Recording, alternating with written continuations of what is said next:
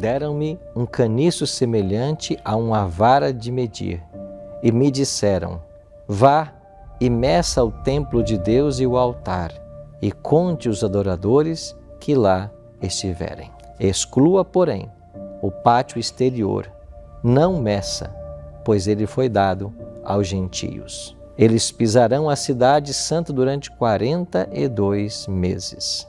Algumas nações receberam a reforma de braços abertos, como uma mensagem do céu. Outras terras excluíram a luz do conhecimento bíblico quase que completamente. Esse foi o caso da França. A verdade e o erro lutaram pelo domínio por séculos, até que, por fim, a verdade do céu foi empurrada para fora do país. Os limites colocados pelo Espírito de Deus foram removidos de um povo que havia desprezado o dom de sua graça. E o mundo inteiro viu o que acontece quando as pessoas rejeitam a luz de maneira obstinada. Na França, a guerra contra a Bíblia levou à Revolução Francesa, um nítido resultado do fato de Roma ter proibido as Escrituras. O movimento apresentou o quadro mais vívido que o mundo já viu das consequências do ensino da Igreja de Roma. Em Apocalipse, capítulo 11, João aponta os terríveis resultados que sobreviriam de maneira especial à França em decorrência do domínio do homem da iniquidade. No capítulo 11, versos 1 e 2, nós lemos: foi-me dado um caniço semelhante a uma vara, e também me foi dito: dispõe-te e mede o santuário de Deus, o seu altar e os que habitam e adoram naquele. Mas deixa de parte o átrio exterior do santuário, e não meças, porque ele foi dado aos gentios. Estes por 42 meses calcarão aos pés da cidade santa. Esse texto fala de um período profético de 42 meses em que o papado dominaria. Nos livros de Daniel e Apocalipse, nós encontramos 3 expressões para esse mesmo período: 42 meses, 1260 dias, um tempo, 2 tempos e metade de um tempo. Eles correspondem ao período em que Roma oprimiria a Igreja de Cristo. Esse período começou lá, em 538, e terminou apenas em 1798.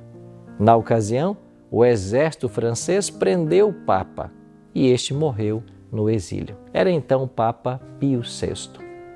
Desde então, a hierarquia papal nunca mais conseguiu exercer o poder que tinha antes. A perseguição da Igreja não continuou ao longo dos 1260 anos completos. Em sua misericórdia por seu povo, Deus encurtou esse período de ardente prova por influência da Reforma Protestante, levada avante por Martim Lutero.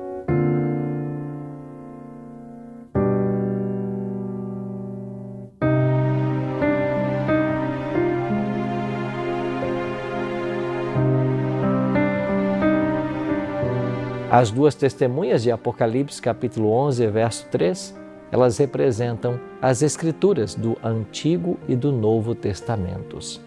Elas testemunham da permanência da lei de Deus e também do plano da salvação. Em Apocalipse 11 é dito que elas profetizariam vestidas de pano de saco. O que isso significa? Quando a Bíblia foi proibida e seu testemunho foi pervertido, quando aqueles que ousavam proclamar suas verdades eram traídos, torturados, martirizados por sua fé ou forçados a fugir em busca de segurança, isso que significa as 2 testemunhas profetizarem em pano de saco. Em Apocalipse, no capítulo 11, verso 7, ainda João afirma que quando as 2 testemunhas estivessem se aproximando do fim da sua obra de obscuridade, a besta que vem do abismo guerrearia contra elas. Encontramos aqui uma nova manifestação do poder satânico. Embora professasse reverência pela Bíblia, a prática de Roma era manter as Escrituras trancadas em uma língua desconhecida, escondidas do povo. Apocalipse 11:8 fala de uma grande cidade. Esta grande cidade, em cujas ruas as testemunhas seriam mortas e onde o cadáver delas ficaria, é o Egito espiritual. De todas as nações na história bíblica, o Egito foi a que negou com maior ousadia a existência do Deus vivo e resistiu às suas ordens. Nenhum governante jamais ousou se rebelar contra o céu com arrogância maior que o rei do Egito, Faraó. Ele chegou a afirmar: "Quem é o Senhor para que eu lhe obedeça e deixe Israel sair?" Isso é ateísmo. É a nação representada pelo Egito na profecia ecoaria uma negação semelhante em relação ao Deus vivo, demonstrando um espírito semelhante de rebeldia. A grande cidade, então, da profecia é também comparada a Sodoma espiritual. A corrupção de Sodoma ficou evidente de maneira especial por meio da impureza sexual aberta. Essa também seria uma característica da nação que cumpriria esse texto bíblico, ou esta profecia.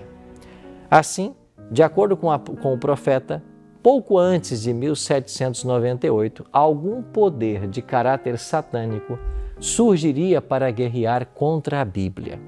E na terra, onde as duas testemunhas da palavra de Deus seriam silenciadas, o ateísmo de Faraó e a luxúria sensual de Sodoma ficariam evidentes.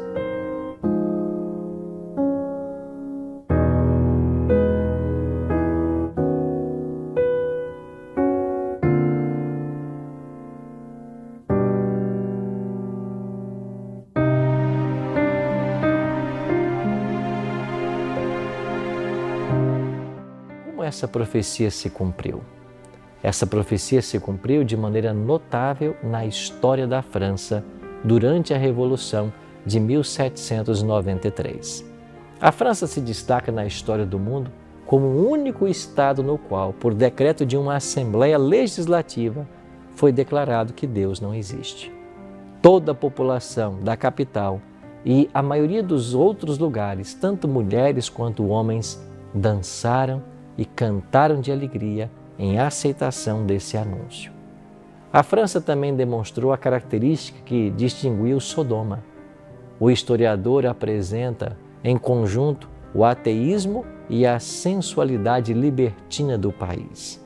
Em íntima associação com essas leis que afetavam a religião, estava o decreto que reduzia a união do casamento a nada mais que um contrato civil de caráter temporário, entre quaisquer duas pessoas que poderiam se envolver e deixá-lo de lado no momento em que assim o desejassem.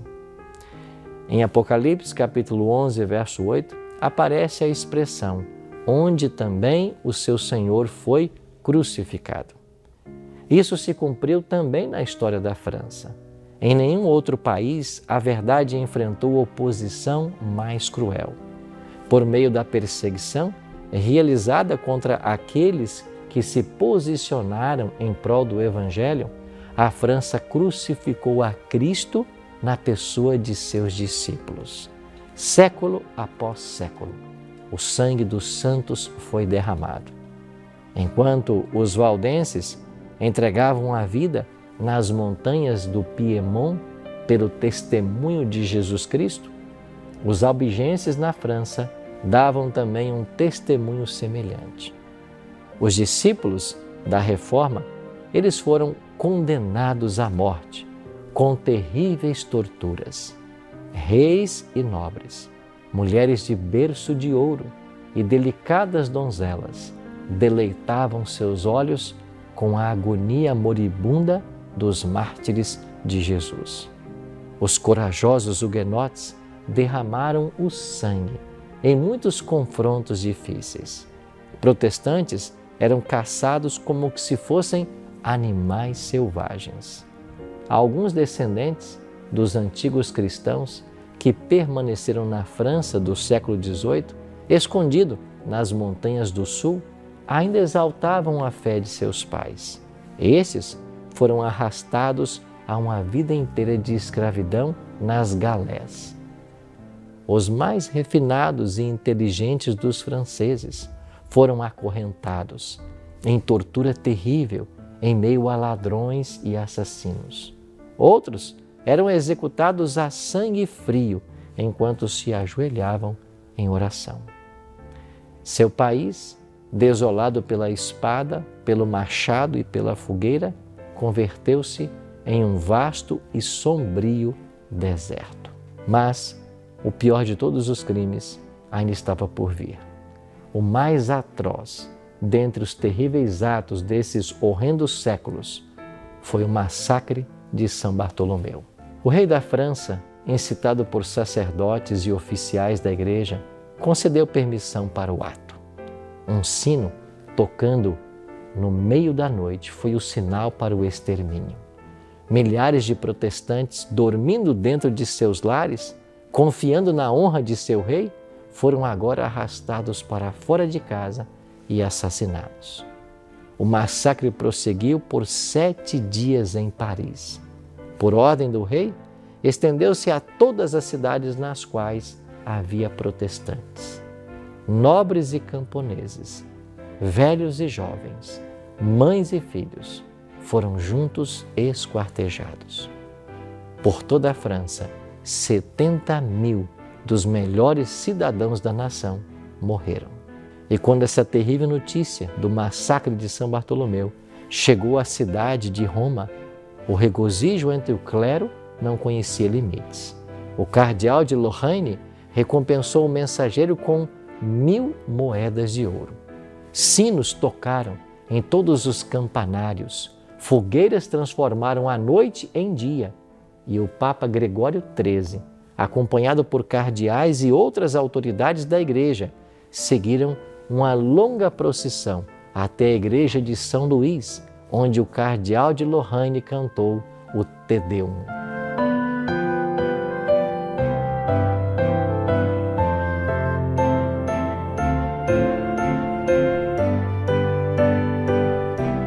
Uma medalha foi fabricada para comemorar o massacre.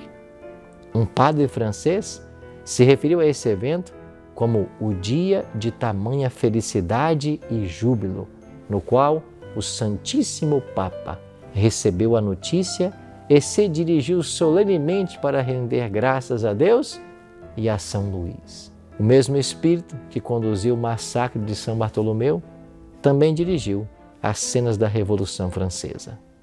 Jesus Cristo foi chamado de impostor, e o clamor dos franceses infiéis foi: acabem com o miserável, em referência a Cristo. Blasfêmia e maldade andavam de mãos dadas. E em tudo isso, a França honrava a Satanás, ao passo que Cristo, com suas características de verdade, pureza, amor altruísta, era, entre aspas, crucificado, quando seus filhos eram mortos. O poder ateu que governou a França durante a Revolução e o reinado de terror, de fato travou esse tipo de guerra contra Deus e sua palavra. A Assembleia Nacional aboliu a adoração a Deus. As Bíblias eram confiscadas e queimadas em público. O governo aboliu as instituições da Bíblia, eliminou o dia de descanso semanal e, em seu lugar, as pessoas descansavam a cada 10º dia e ali tinha celebrações profanas. O batismo, a comunhão foram banidos. Frases colocadas sobre os túmulos declaravam que a morte não passava de um sono eterno. Toda forma de culto religioso foi proibida, com exceção da adoração à liberdade. E ao país, o bispo constitucional de Paris se apresentou. Toda forma de culto religioso foi proibida, com exceção da adoração à liberdade e ao país. O bispo constitucional de Paris se apresentou para declarar à convenção que a religião a qual ele havia ensinado por tantos anos era, em todos os aspectos, uma fábula inventada pelo clero, sem nenhum fundamento, nem na história, nem na verdade sagrada. Em termos explícitos e solenes, negou a existência do Deus, a cuja adoração ele fora consagrado. E por toda a França, onde quer que os habitantes desejassem mostrar que haviam aderido plenamente à Revolução, elas eram motivadas a adorar a deusa da razão. Essa deusa da razão era uma mulher, como representando a razão vencendo a fé e a religião. E quando essa deusa foi trazida para dentro da convenção, o orador a tomou pela mão e voltou-se para a Assembleia e disse: mortais, parem de tremer diante dos trovões impotentes de um Deus criado por seus temores. De agora para frente, não reconheçam nenhum Deus além da razão. Ofereço-lhes sua mais nobre e pura imagem. Se precisamos ter ídolos, sacrifiquem somente a esta. A deusa, depois de abraçada pelo presidente, se assentou em um magnífico veículo e foi levada para a Catedral de Notre-Dame, a fim de tomar ali o lugar de Deus. Foi elevada em um grande altar e adorada por todos os que estavam ali presentes. A Igreja havia começado a obra que o ateísmo estava terminando, conduzindo a França rapidamente à ruína. Ao se referir aos horrores da Revolução, os escritores dizem que esses excessos foram culpa dos reis e da Igreja. Para se fazer real justiça, é necessário atribuí-los apenas à Igreja. O sistema papal havia envenenado a mente dos reis contra a Reforma. O espírito de Roma inspirava agora a crueldade, a opressão que emanavam do trono.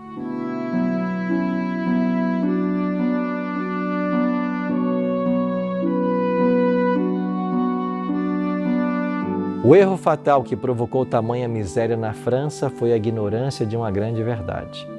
A verdadeira liberdade só pode ser encontrada dentro dos limites da lei de Deus. Quando Satanás usou a Igreja de Roma para afastar as pessoas da obediência, ele disfarçou sua obra. O Espírito de Deus impediu que seus planos alcançassem plenos resultados. O povo não conectou a consequência à sua causa e não descobriu a fonte de sua miséria. Durante a Revolução, o Concílio Nacional rejeitou abertamente a lei de Deus. E no reinado de terror que se seguiu à Revolução, todos conseguiram ver a operação de causa e consequência. A transgressão de uma lei justa e reta resulta em ruína. O Espírito de Deus, que em seu papel de restrição coloca limites no poder cruel de Satanás, foi retirado de sua maior parte. E aquele que se alegra com a miséria humana recebeu permissão para fazer o que queria.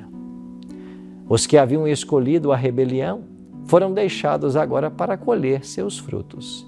Crimes encheram a terra. Das províncias devastadas e cidades arruinadas ecoou um terrível clamor de amarga angústia. A França foi abalada como se tivesse sofrido um grande terremoto. Religião, lei, ordem social, família, Estado, Igreja, tudo foi derrubado pela mão ímpia que havia se levantado contra a lei de Deus e contra o próprio Deus. Mas a profecia de Apocalipse 11 não acaba aí. As duas testemunhas fiéis de Deus, mortas pelo blasfemo poder que sobe do abismo, não permaneceriam em silêncio por muito tempo. Depois de 3 dias e meio, ou seja, 3 anos e meio em profecia, um sopro de vida da parte de Deus entraria nessas duas testemunhas e elas ficariam de pé. Em 1793, um decreto havia colocado a Bíblia de lado, sendo aprovado pela Assembleia Francesa. Exatamente 3 anos e meio depois, a mesma entidade adotou uma resolução abolindo esses decretos. As pessoas reconheceram a necessidade da fé em Deus e em sua palavra como fundamento da virtude e da moralidade. As duas testemunhas de Deus, o Antigo e o Novo Testamento, foram honradas agora como nunca antes. Em 1804, a Sociedade Bíblica Britânica e Estrangeira foi organizada, sucedida por organizações semelhantes por todos os continentes da Europa.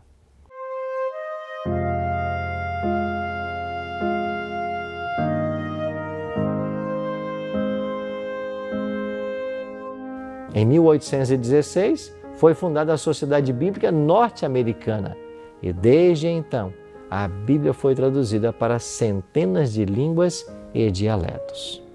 Você se lembra de Voltaire?